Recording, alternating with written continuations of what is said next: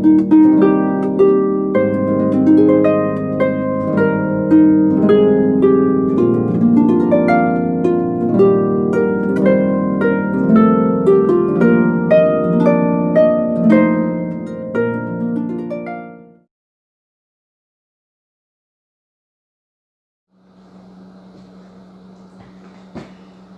matin, chers frères et sœurs, chers amis, chers auditeurs.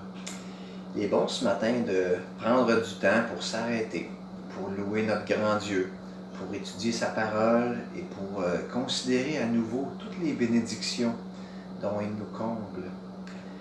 Les derniers versets de l'Évangile selon Matthieu sont souvent appelés la grande mission en référence à l'évangélisation. Mais je veux ce matin nous rappeler la première section et la dernière phrase de ces paroles de Jésus. Jésus s'approcha et leur parla ainsi. « Tout pouvoir m'a été donné dans le ciel et sur la terre. Allez, faites de toutes les nations des disciples, baptisez-les au nom du Père, du Fils et du Saint-Esprit, et enseignez-leur à garder tout ce que je vous ai prescrit.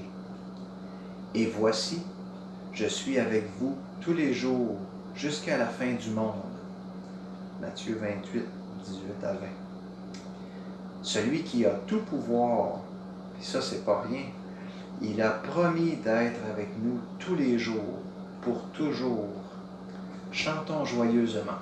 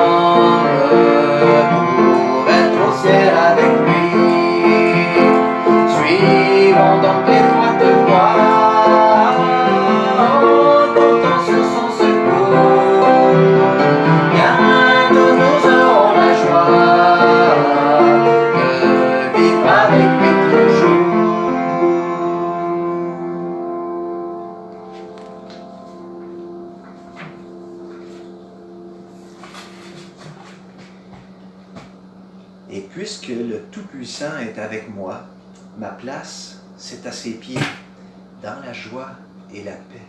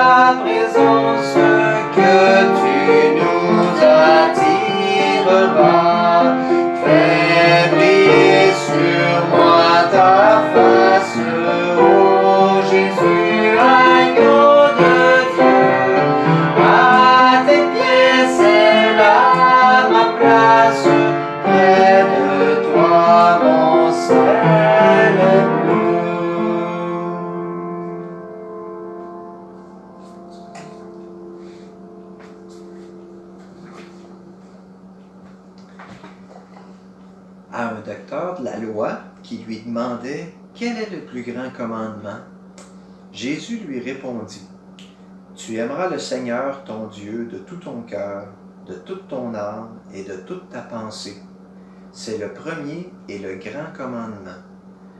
Et voici le second, qui lui est semblable. Tu aimeras ton prochain comme toi-même. De ces deux commandements dépendent toute la loi et les prophètes. » Matthieu 22, 37 à 40. Pensons à l'importance de notre amour les uns pour les autres.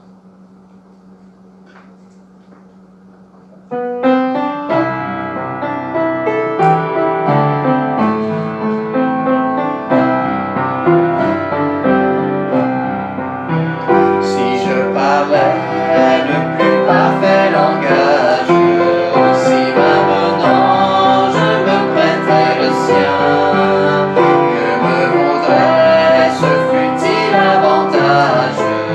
Si je n'ai pas l'amour, je ne suis rien. Je ne suis rien qu'un air qui résonne, une cymbale au rythme répété. Tout manque encore aux grâces que Dieu donne, si je n'ai pas au cœur l'amour, la charité.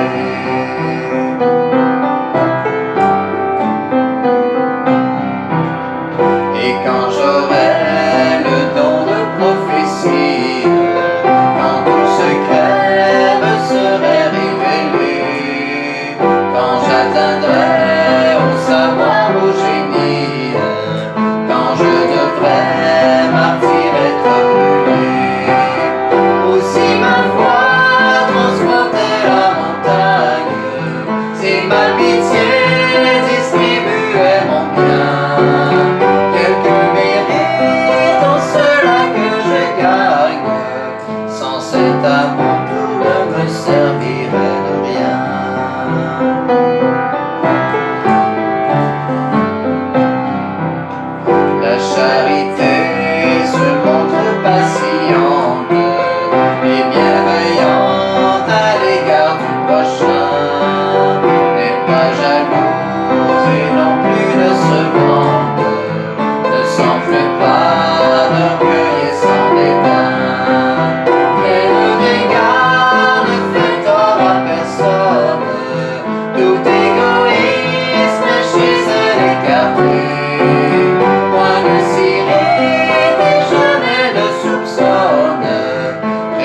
veut la justice, elle veut la vérité.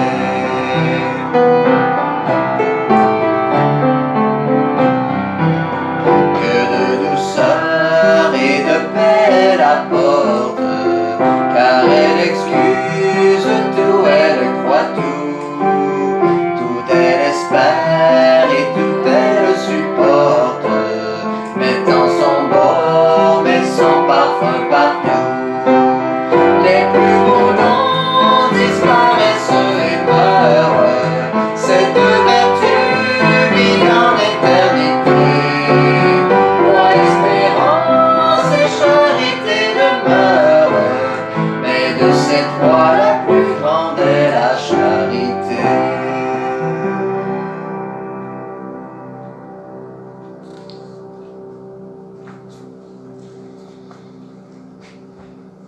Oui, misérable que je suis, viens à mon secours, Seigneur. Et c'est merveilleux de savoir que tu as tout payé à la croix et que tu continues l'œuvre de sanctification dans mon cœur. Merci, Seigneur.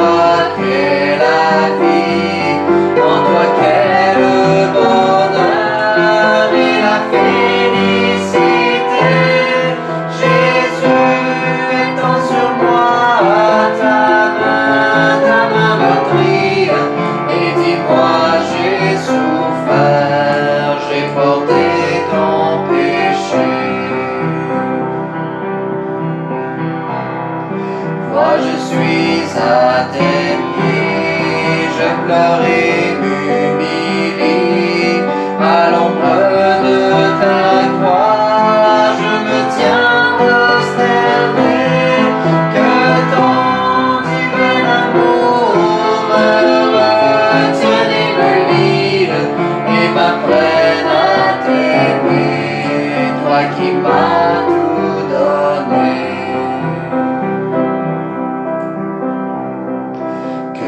Sang répandu monte toute souillure, viens me donner un cœur qui ressemble à ton cœur.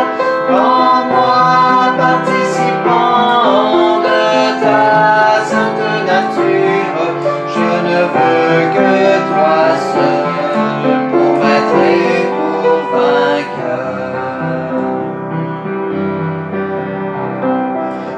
M'apprendre à t'aimer ainsi qu'au ciel on t'aime, m'apprendre à t'adorer comme on t'adore au ciel. Au ciel je te verrai, toi la beauté suprême, au ciel je t'aimerai d'un amour éternel.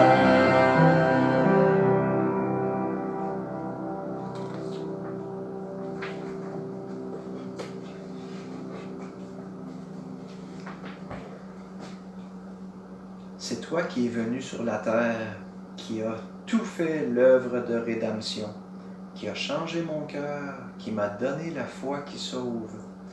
Je veux en être reconnaissant encore et encore.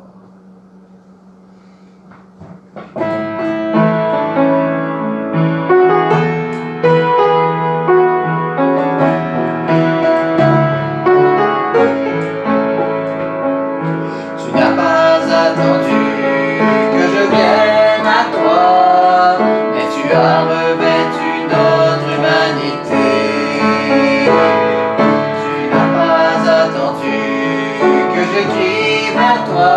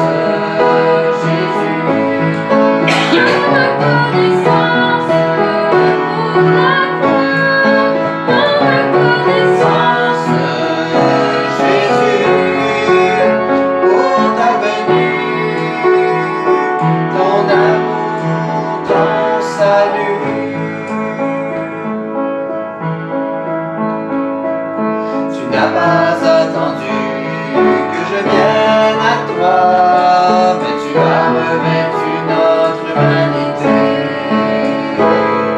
Tu n'as pas attendu que je crie vers toi.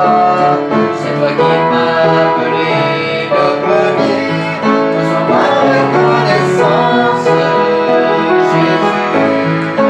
Ma reconnaissance pour la croix. Ma reconnaissance, Jésus. Pour ta venue, ton amour, ton salut.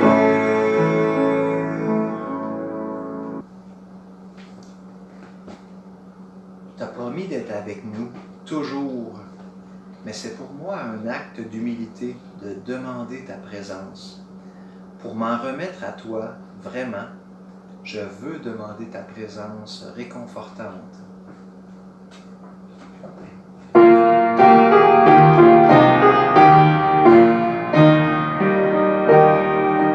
Reste avec moi, c'est là où le jour baisse, l'ombre grandit, Seigneur, attarde-toi. Tous les appuis manquent à ma faiblesse. Force du faible au Christ, reste avec moi.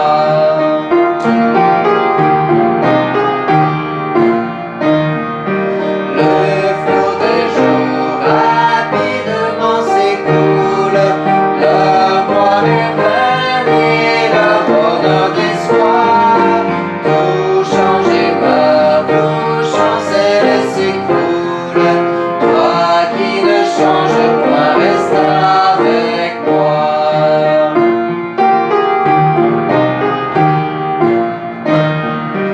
J'ose implorer plus qu'un regard qui passe. Viens comme ma tête ici pleure autrefois. Plein de douceur, de tendresse et de grâce. Et pour toujours, Seigneur, reste avec moi.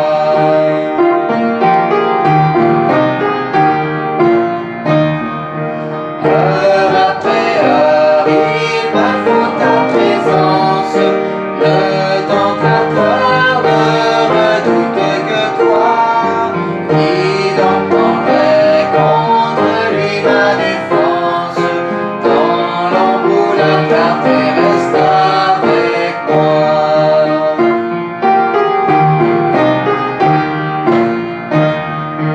Montre ta croix à ma vue expirante, et que ton ciel s'illumine à ma foi.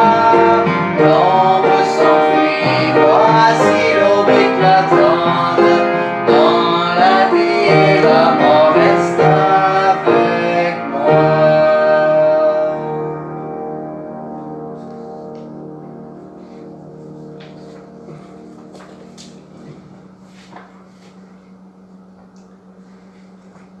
Et je veux proclamer ta grandeur et ta gloire, ta majesté et la grandeur de ton trône.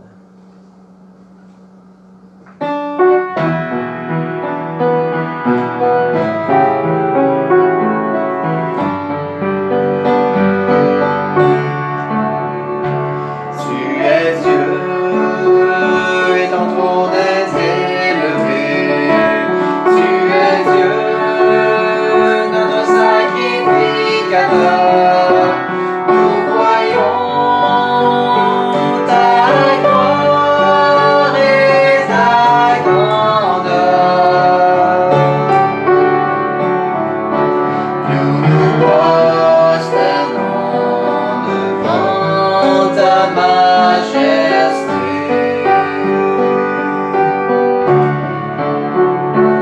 Tu es Dieu et ton trône est élevé. Tu es Dieu, notre sacrificateur.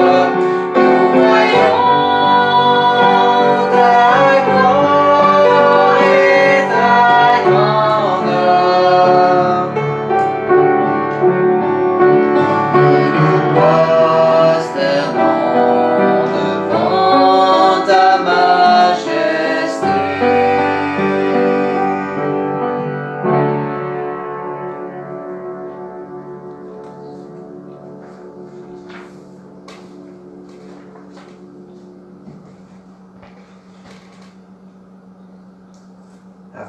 prédication, chantons la paix divine qui est le résultat de notre état en Christ. Enfant de Dieu, je laisse Christ prendre soin de moi avec tendresse.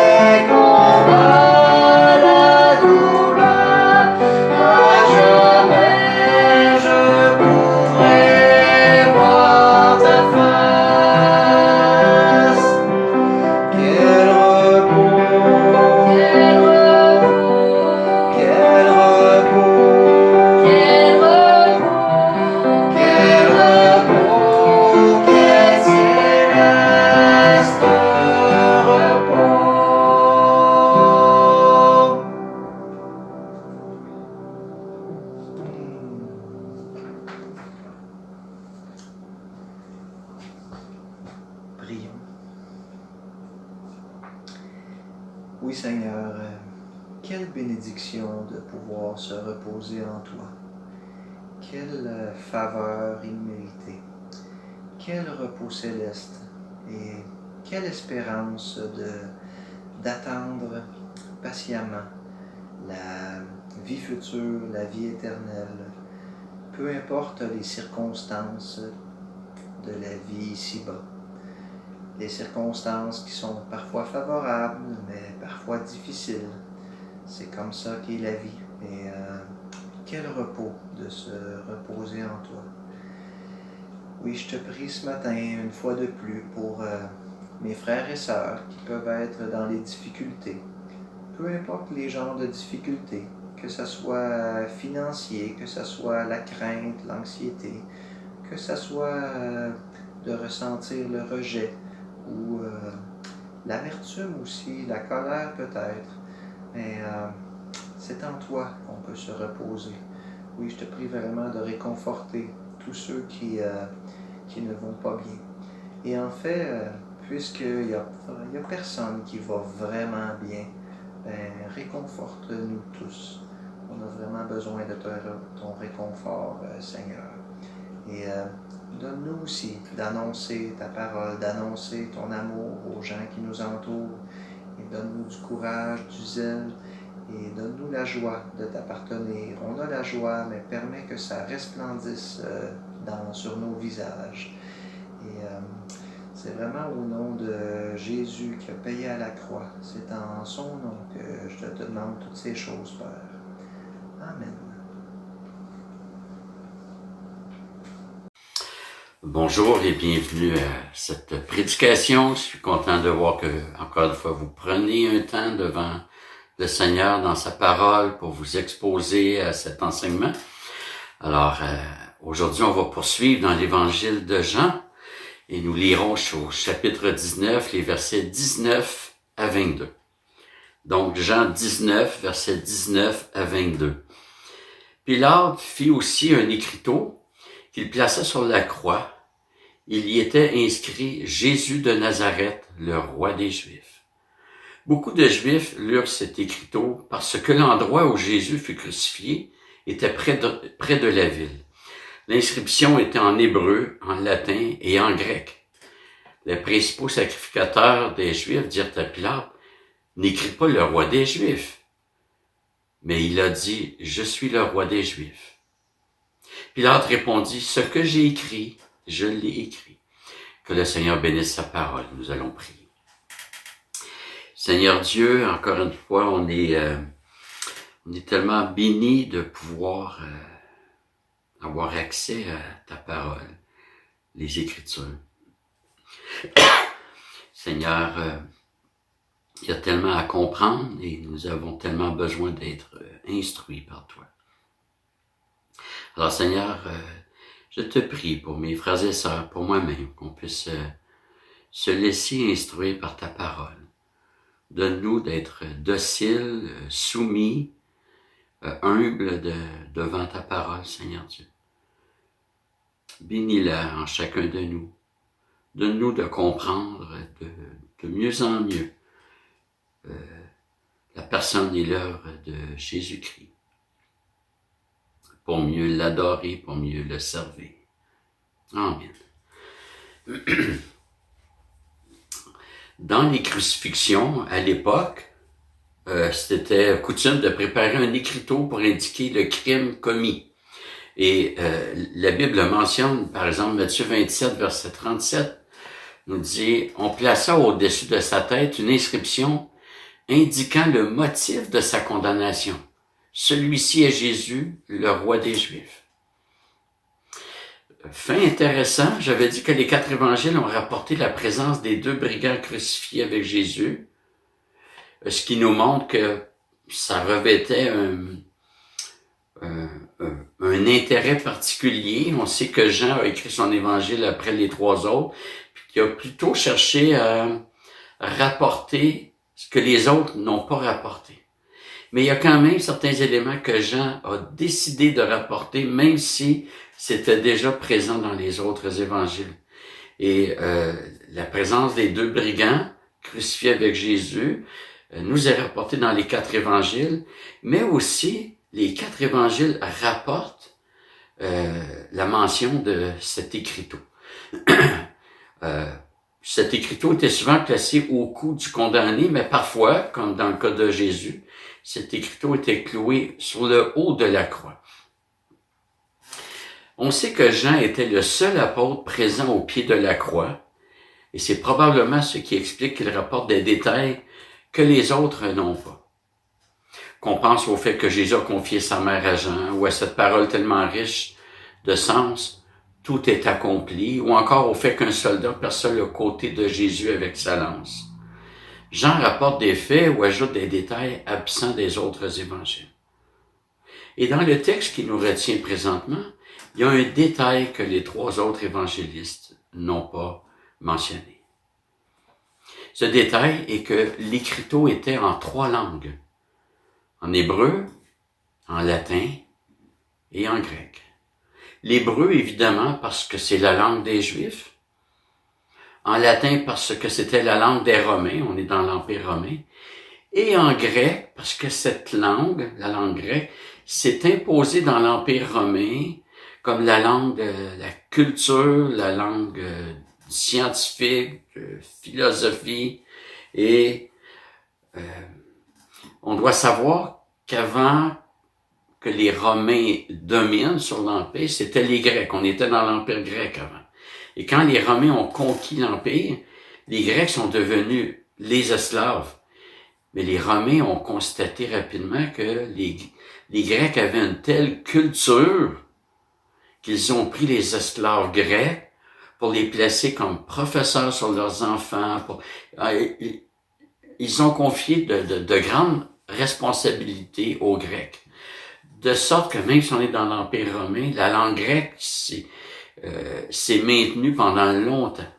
Et c'est ce qui explique que, bien qu'on soit dans l'Empire romain, le Nouveau Testament a été écrit en grec. Mais alors, pourquoi est-ce que Jean tient à préciser qu'il y avait 3 langues? Il y a toujours une raison pour expliquer des détails qui sont mis. Le but était de dire aux Juifs que ce qui est écrit s'adresse aussi aux non-Juifs. Les 3 langues mentionnées étaient les principales langues connues à l'époque. Cet intérêt que Jean a eu en mentionnant ces 3 langues serait donc de nous présenter le Christ comme le Sauveur universel et non seulement des Juifs.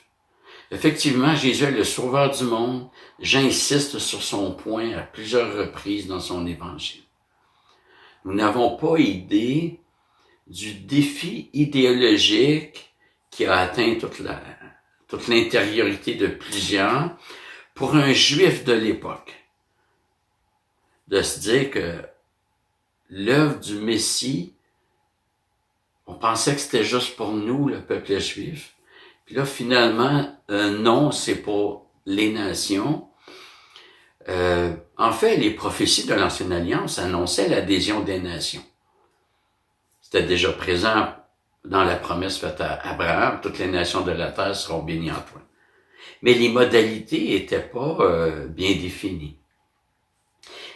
Les prophéties annonçaient que les nations allaient venir à Jérusalem. Et pendant toute la période de l'Ancienne Alliance, le Seigneur ne s'était fait connaître qu'aux Juifs, qu'à la nation juive, hormis quelques exceptions. Et ceux qui adhéraient au judaïsme, comme Ruth, devaient se joindre à la nation juive, entrer dans cette alliance que Dieu avait faite avec la nation juive, se soumettre à l'ensemble de la loi mosaïque, y compris les ombres qui annonçaient la venue du Messie. En fait, ils devaient devenir en tout comme les Juifs, les mêmes célébrations. Mais à partir de la Pentecôte, le mouvement est renversé. Ce ne sont plus les étrangers qui se rendent vers les croyants, vers Israël, vers Jérusalem, mais ça part de Jérusalem, en Judée, dans la Samarie, et ça rejoint toutes les nations. On dit que sous l'Ancienne Alliance, l'évangélisation était centripète, c'est-à-dire que le mouvement était de l'extérieur vers l'intérieur. Et depuis la Pentecôte, l'évangélisation est centrifuge. On part de l'intérieur vers l'extérieur. Et l'apôtre Jean va particulièrement s'intéresser à l'étendue de l'Évangile jusqu'aux extrémités de la terre. C'est pas unique à Jean, mais il y a un intérêt particulier. D'abord, Jean 1, versets 9 à 12, nous nous lisons concernant Jésus, c'était la véritable lumière qui, en venant dans le monde, éclaire tout homme. Elle était dans le monde et le monde a été fait par elle et le monde ne l'a pas connue. Elle est venue chez les siens et les siens ne l'ont pas reçue. Mais à tous ceux qui l'ont reçue, il a donné le pouvoir de devenir enfants de Dieu, à ceux qui croient en son nom. Et ici, c'est pas à tous ceux qui l'ont reçu, à la condition qu'ils soient juifs, mais à tous ceux qui l'ont reçu. Et pour le lecteur juif, dire que la lumière éclaire tout homme signifiait que Dieu ne limite pas sa révélation à la nation juive. En fait, dans Ésaïe, on apprend que c'était la nation juive qui devait être la lumière des nations. C'est-à-dire que les nations auraient dû voir par l'obéissance du peuple juif comment Dieu bénit. Mais ils ont plutôt désobéi et Paul dit même dans son épître aux Romains qu'à cause de leur mauvaise conduite, le nom de Dieu est blasphémé parmi les nations. Donc Dieu rend sa révélation accessible aux gens de toutes les nations. Et dès le début de son évangile, Jean met la table à cette nouveauté. En fait, on découvre que dans la première partie du premier chapitre de l'évangile de Jean, que tout ce qui va être présenté dans l'évangile par la suite est présent de façon embryonnaire dans la première partie du chapitre 1. Autrement dit, la première partie du chapitre 1 peut pratiquement servir de table des matières pour l'Évangile. Et beaucoup de Juifs ont lu cet écriteau parce que c'était durant la fête de Pâques que les choses se sont passées. Et c'était l'une des 3 fêtes où tout Juif devait se rendre à Jérusalem à chaque année. Et lorsqu'ils ont lu cet écriteau, ils comprenaient ce changement. Jean-Baptiste emboîte le pas à ce mouvement, Jean 1, verset 29. Le lendemain, Jean-Baptiste vit Jésus venir à lui et dit, « Voici l'agneau de Dieu qui ôte le péché du monde. » Encore une fois, pour un Juif, c'était inattendu. L'agneau pascal qui célébrait la délivrance d'Égypte était pour le peuple juif. On voit ça dans Exode 12. C'était pas pour toutes les nations, mais c'était une ombre. La parole de Jean-Baptiste était révolutionnaire. Encore une fois, on peut pas mesurer ce que ça représente ou ce que ça représentait pour un Juif à l'époque. Que Jésus soit l'agneau de Dieu qui ôte le péché, c'était correct, en autant que ce soit le péché d'Israël. Mais le péché du monde, c'était révolutionnaire. Et lorsqu'on est passé de l'ancienne à la nouvelle alliance, on est passé des ombres à la réalité. L'ancienne alliance comportait des ombres, c'est-à-dire des préfigurations que je compare souvent à des maquettes qui ne font qu'annoncer les réalités de la nouvelle alliance, mais qui n'accomplissent rien. Mais ça annonçait Jésus-Christ qui, lui, a tout accompli. Sous l'ancienne alliance, le peuple de Dieu, alliancé, était la nation juive. Mais c'était une ombre du vrai peuple de Dieu. La nation juive avait la circoncision de la chair comme marque identitaire du peuple de Dieu. Dans la nouvelle alliance, c'est la circoncision du cœur qui est la marque identitaire. J'appartiens au peuple de Dieu et je suis membre de la nouvelle alliance parce que Dieu a circoncis mon cœur. Sous l'ancienne alliance, c'était une ethnie, la nation juive. Sous la nouvelle alliance, c'est une nation spirituelle composée de gens de toute langue, de tout peuple. Donc, les modalités sont pas les mêmes. Et l'écriteau sur la croix de Jésus fait ressortir ce qui était nouveau à ce moment-là. Jésus, sauveur du monde. Lorsque Jésus parle à Nicodème, il lui dit cette parole probablement la plus connue de toute la Bible. Jean 3, versets 16 et 17. « Car Dieu a tant aimé le monde qu'il a donné son Fils unique, afin que quiconque croit en lui ne périsse pas, mais qu'il ait la vie éternelle. Dieu, en effet, n'a pas envoyé son Fils dans le monde pour juger le monde, mais pour que le monde soit sauvé par lui. » Donc, le verset 16 nous dit que Dieu a aimé le monde, le mot grec cosmos. Donc, c'est pas seulement Israël, mais le monde. Cosmos qui veut dire l'univers, mais enfin, c'est les humains qui sont concernés, qui sont d'abord concernés, parce que je pense que Dieu veut renouveler toute sa création, donc il y a un intérêt pour sa création, il ne l'abandonne pas, mais c'est d'abord les humains qui sont concernés, afin que quiconque croit, ce sont des humains. Et le verset 17 ne dit pas que Dieu a envoyé son Fils en Israël pour qu'Israël soit sauvé par lui. Non, Dieu a envoyé son Fils dans le monde, le cosmos, pour que le monde soit sauvé par lui. Et au verset 19 à 21, ça se poursuit. Et voici le jugement. La lumière est venue dans le monde et les hommes ont aimé les ténèbres plus que la lumière, parce que leurs œuvres étaient mauvaises. Car quiconque fait le mal a de la haine pour la lumière et ne vient pas à la lumière de peur que ses œuvres ne soient réprouvées. Mais celui qui pratique la vérité vient à la lumière afin qu'il soit manifeste que ses œuvres sont faites en Dieu. Encore une fois, Jésus parle des hommes en général et non des Israélites seulement. Et le chapitre suivant, alors que Jésus se trouve dans un village en Samarie, il se rend au puits et rencontre une femme, un autre texte relativement bien connu, une Samaritaine, donc une non-juive. Et cette Samaritaine fut sauvée ainsi que plusieurs personnes de son village. Et dans cet épisode, Jésus a brisé plusieurs préjugés.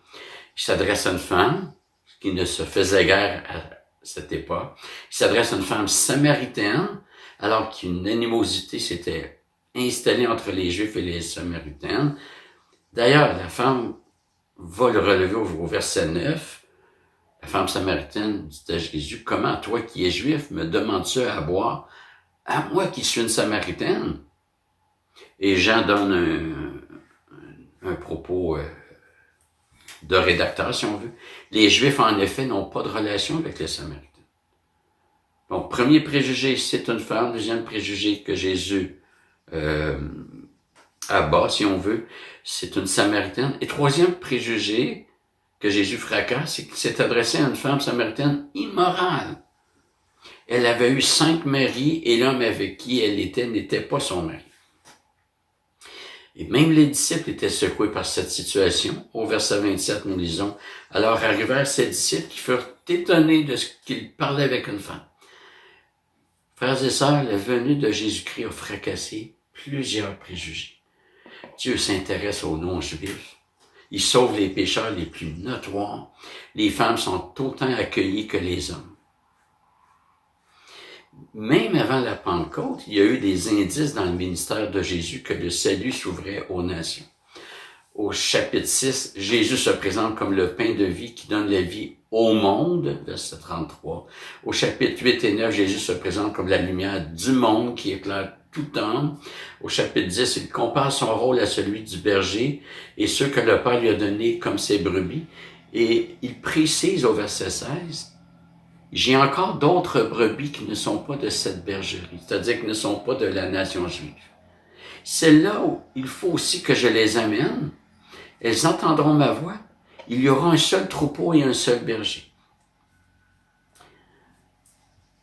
Jésus s'engage à aller chercher les autres brebis qui n'appartiennent pas à la nation juive. Elles sont donc de toutes les autres nations.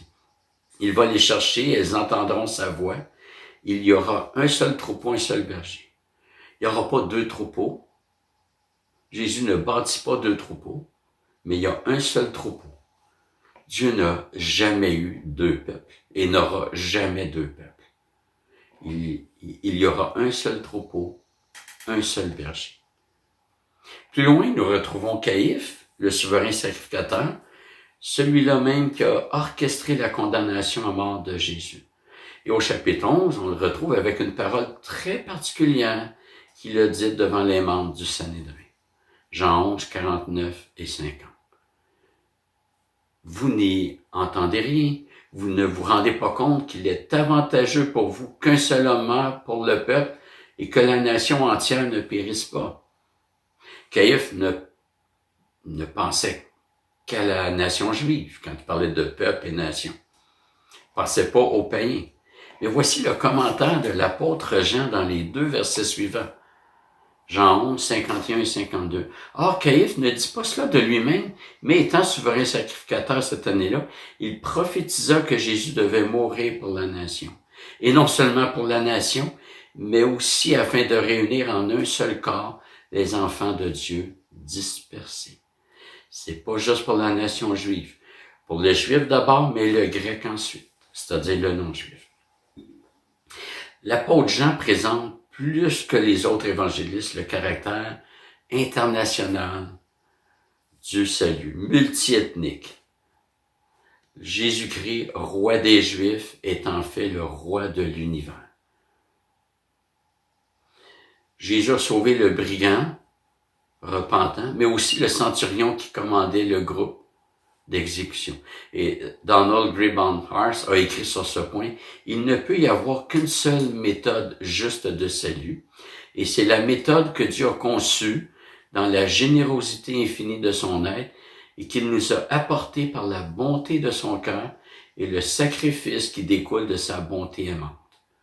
Dieu dit à la race humaine, en somme, je ne regarderai pas ce que vous avez. Cela ne fait aucune différence de savoir comment vous avez pu sombrer dans le péché ou comment vous avez marché selon vos normes. Je ne tiendrai pas compte de l'arrogance de votre orgueil ni de la saleté de votre complaisance. Je ne regarderai pas ce que vous appelez l'iniquité, ni ce que vous appelez la bonté. Je vous conduirai tous à la porte et je vous compterai tous comme égaux. Je vous demanderai d'admettre que vos efforts et vos réussites doivent être mis de côté et que vous venez tous ensemble comme des gens en faillite. Admettez simplement que bien que vous puissiez avoir tout ce qui satisfait vos voisins, vous n'avez rien qui me satisfasse. On n'a rien pour satisfaire à Dieu. Je continue la citation. Alors, dit Dieu, je ferai tout pour vous et je mettrai la justice à votre compte comme un don gratuit, sans considération de personne. Fin de la citation. De la même manière que Caïphe a prophétisé sans s'en rendre compte et que ses paroles ont eu une portée qu'il ignorait complètement, de la même façon, l'écriteau sur la croix de Jésus comporte un message qui dépasse complètement ce qu'en pensait Pilate. Et Paul va en parler dans Colossiens 2, versets 13 et 14. Vous qui étiez morts par vos offenses et par l'incirconcision de votre chair, il vous a rendus à la vie avec lui en nous faisant grâce pour toutes nos offenses. Il a effacé l'acte rédigé contre nous et dont les dispositions nous étaient contraires. Il l'a supprimé en le clouant à la croix. Quel est cet acte qui fut cloué à la croix? Dans l'Antiquité, il arrivait que lorsqu'une personne endettée avait finalement terminé de payer sa dette, le créancier prenait le document de l'emprunt et pour signifier que la dette avait été payée, il plantait le document avec un clou. Nous avons vu que ce qui était écrit sur un écriteau et cloué sur la croix était le crime commis par le crucifié. Dans le cas de Jésus, ce n'était pas un crime que de se dire roi des Juifs.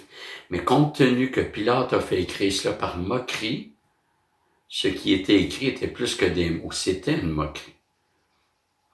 De plus, ce qui fut écrit n'était pas le crime de Jésus, mais le nôtre, puisque ce sont nos péchés qu'il a portés. Peut-être qu'on va dire, mais moi, je trouve pas que c'est un crime que Jésus a dit qu'il est le roi. Et c'est vrai que c'est pas un crime, mais ça a été présenté comme un crime. Et c'est dans ce sens-là que ça a été mis. Avant que le Seigneur nous sauve, nous étions comme le brigand qui a fini par se convertir, mais qui auparavant se moquait de Jésus et de sa royauté. Et nous aussi, nous nous en moquions de la royauté de Jésus-Christ. Du simple fait que nous vivions sans nous soucier de Dieu. La question se pose à nous tous. Les trois langues dans lesquelles le roi des Juifs apparaissait étaient les trois langues connues à l'époque. Je rappelle qu'il s'agissait de l'hébreu, du grec et du latin. Et ces trois principales langues représentaient l'ensemble du monde connu à l'époque. Derrière ces trois langues, c'est l'ensemble du monde qui est concerné. Cet écriteau s'adresse aussi à nous. Avons-nous reconnu Jésus-Christ comme le roi des Juifs, c'est-à-dire celui qui règne sur son peuple? Il se peut que quelqu'un qui m'écoute ne soit pas chrétien. Peut-être que tu trouves encore, que tu te trouves encore dans la moquerie. Il se peut que tu sois en cheminement et que tu ne saches pas trop quoi penser de tout cela. Il se peut que tu te dises chrétien, mais que tu ne veuilles pas vraiment que le Seigneur règne sur ta vie. Ceux qui ont écouté la prédication de la semaine passée sur les 2 larrons en croix, j'ai mentionné que le larron gracié, sur le plan humain, ses besoins étaient d'être détaché de cette croix, de recevoir les premiers soins, de boire, etc. Mais c'est pas ce qu'il a demandé. Il a demandé la vie éternelle. Il a reconnu que son plus grave problème n'était pas n'était pas relié à ses souffrances physiques. Son plus grave problème, c'était de ne pas être réconcilié avec Dieu. Il se savait en dehors du royaume, puisqu'il demande à Jésus de se souvenir de lui lorsqu'il reviendra dans son règne. Si quelqu'un pense être chrétien, mais qui se moque de ce que Dieu dit. Dieu dit ça, mais moi je vais faire comme je pense. Il faut réfléchir. Parce que dans Jérémie 31, verset 31 à 34, nous dit que dans les membres de la Nouvelle Alliance, Dieu a écrit sa loi. Alors, celui qui a la loi de Dieu écrite en lui, il prend plaisir dans la loi de l'Éternel. Il ne la rejette pas par des raisonnements de « Ah, moi je suis pas légaliste, Dieu est gracieux ». Oui, c'est par grâce que Dieu nous donne sa loi. C'est une grâce qui nous donne un moyen par lequel on peut bien vivre. Et peu importe votre condition spirituelle, un jour, tout le monde va finir par reconnaître que Jésus est le roi des rois. Il est roi, pas juste de son peuple, mais de tout l'univers. Et un jour, nous ferons tous face à ce roi. Si tu es chrétien, il t'accueillera dans son royaume. Si tu n'es pas chrétien, il te jugera et te condamnera à l'enfer éternel. Un dernier point concernant ce fameux écriteau. Jean 19, 21-22, les principaux sacrificateurs des Juifs dirent à Pilate, « N'écris pas le roi des Juifs. » Mais, je vais paraphraser, mais écris plutôt, « Il a dit, je suis le roi des Juifs. » Pilate répondit, « Ce que j'ai écrit, je l'ai écrit. » Les dirigeants juifs voulaient que Pilate fasse écrire, « Il a dit. » Autrement dit, il a prétendu être le roi des Juifs. Mais Pilate a laissé le message d'origine. Le Seigneur contrôle toutes choses. Ce qui fut écrit, c'est la grande vérité. Jésus est le roi des Juifs. Pas juste de la nation ethnique, là. Lui-même, c'est pas de la nation ethnique.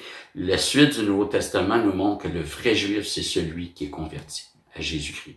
Qui est du sang d'Abraham ou pas. Le vrai Juif, c'est celui qui est converti. La vraie descendance d'Abraham, c'est la descendance spirituelle. Tous les croyants ont Abraham comme père, qu'ils aient du sang juif ou pas. Et pour nous, chrétiens, nous devons reconnaître sa royauté, sa seigneurie. Comment on reconnaît sa seigneurie? C'est pas juste par des belles prières et des cantiques. C'est en ayant une vie d'obéissance. Et si nous désobéissons, ce même roi est notre avocat devant le Père. Nous devons nous repentir. Et une vraie repentance inclut le retour à une vie conforme. Si vous vous sentez concerné par la désobéissance après cette vidéo, prenez un temps pour demander pardon au Seigneur et vous remettre sur le sentier de l'obéissance et de la consécration. Et pour ceux qui ne sont pas chrétiens, j'aimerais vous dire qu'un jour vous allez reconnaître la Seigneurie de Jésus-Christ. J'espère que ce sera avant votre mort pour que vous puissiez être incorporé, greffé au peuple de Dieu. Mais si c'est après votre mort, vous allez le reconnaître, mais dans une situation des plus inconfortables. Parce que ça va être comme un juge qui va vous juger pour l'éternité et ça sera mérité. Personnellement, je mérite l'enfer éternel. Mais Dieu m'a fait grâce parce que je me suis repenti.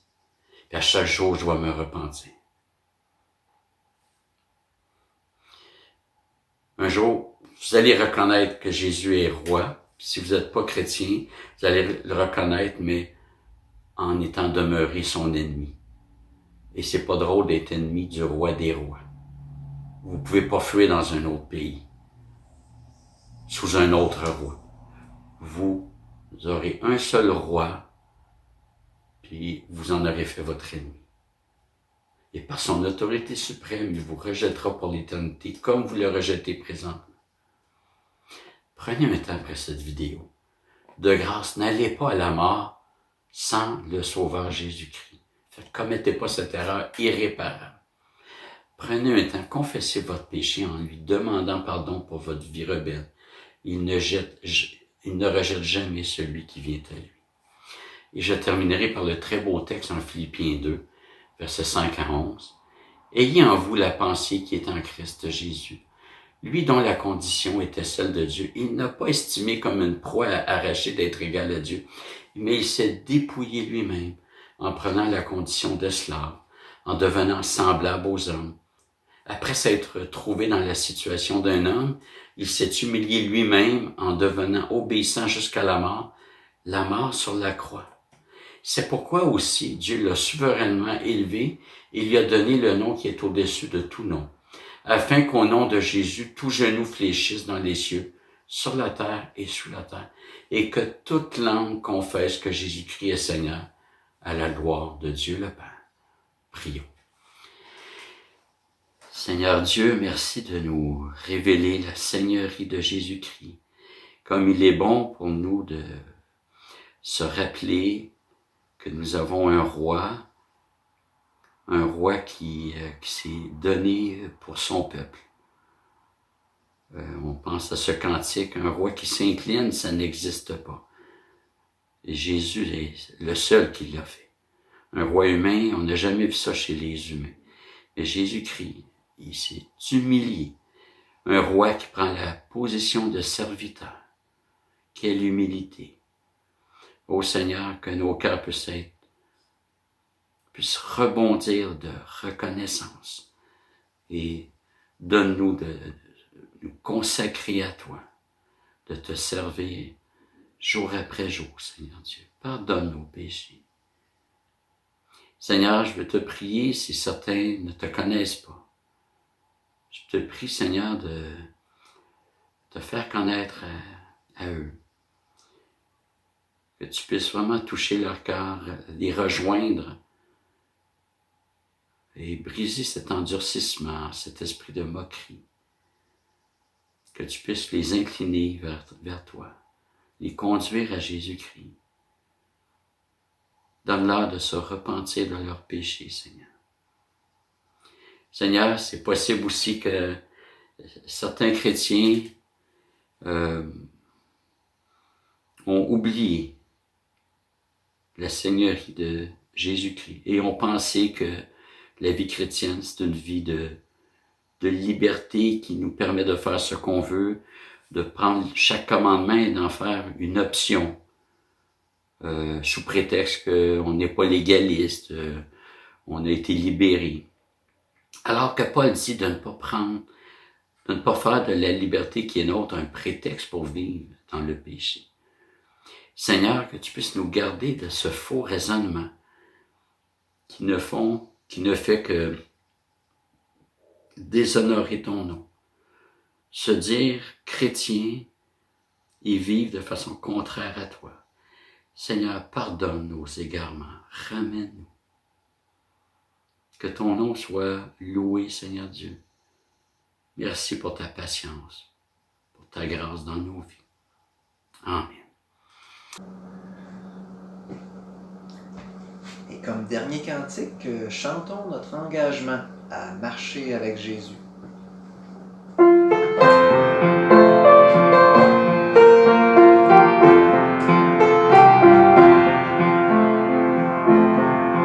La voix du Seigneur m'appelle, prends ta croix.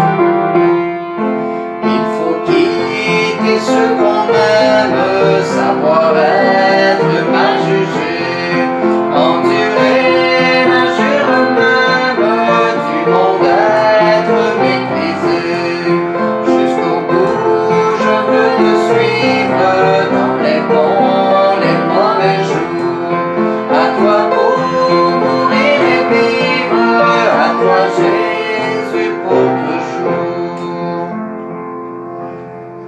Oui, perdre sa propre vie, consentir à n'être rien, n'avoir qu'une seule envie, aimer Jésus le seul bien. Jusqu'au bout, je veux te suivre dans les bons, les mauvais jours. À toi pour mourir et vivre, à toi Jésus pour toujours. Jésus donne grâce et gloire pour le suivre pas à pas. Avec lui, joie et victoire, paix et bonheur ici-bas. Jusqu'au bout, je veux te suivre dans les bons, les mauvais jours. À toi pour mourir et vivre, à toi Jésus pour toujours. Et oui, et bonne semaine à tous. Bonjour à vous, chers frères et sœurs, chers amis. Alors, un bon dimanche. Merci pour cette bonne parole qu'on a entendue, ces chants, ces louanges. Et continuons de manifester notre adoration à notre grand Dieu qui est si bon, bienveillant envers les siens, son Église. Et pour terminer cette semaine avec cette bénédiction du Seigneur sur nos vies, de le connaître, continuons de persévérer, marchons selon cette nouveauté de vie et reconnaissons que toute louange qui monte vers Dieu est comme un parfum de louange pour les siens, ceux qui s'est acquis au prix de son Fils, cette vie qui a été offerte sur la croix. Alors frères et sœurs, dans notre marche, dans notre persévérance, en attendant son retour, sous sa bienveillance. Dans 1 Thessaloniciens, chapitre 5, au verset 16. Soyez toujours joyeux, priez sans cesse, rendez grâce en toutes choses, car c'est à votre égard la volonté de Dieu en Jésus-Christ. N'éteignez pas l'esprit, ne méprisez pas les prophéties, mais examinez toutes choses, retenez ce qui est bon.